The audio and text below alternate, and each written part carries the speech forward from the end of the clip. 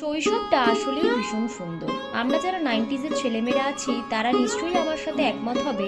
আমাদের সময় কারেন্ট চলে যাওয়ার যে কি ভীষণ আনন্দের হতো, কারণ কারেন্ট চলে যাওয়া মানেই পড়াশোনার ছুটি, পাড়ায় বেরিয়ে বন্ধুদের সাথে কুমিরডাঙ্গা খেলা, আরও কতই না হই হই করতাম আমরা। যখন অবশ্য স্কুলে পরীক্ষা চলতো, সেই সব কারেন্ট চলে যাওয়া সন্ধেগুলোতে বই মুখে নিয়ে বসতেই হতো।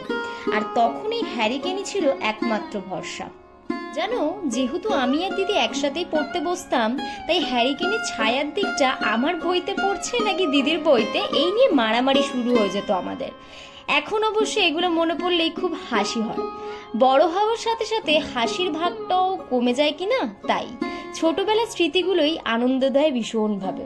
তোমরাও নিশ্চয়ই ভাবছো, এই মেয়ে একবার বকতে শুরু করলে তো থামেই না। দাঁড়াও দাঁড়াও, বলছি কি কি দিয়ে আমি হ্যারিকেনটা বানালাম। লেগেছে একটা এমটি অ্যাক্রিলিকের বটল, বোতলের ছিপি আর ক্লে, আর গাম হিসাবে আমি ফেভিকুইকটাকে ইউজ করেছি এখানে। আমার তৈরি এই হ্যারিকেনটা তোমাদের কেমন লাগলো জানিও কিন্তু।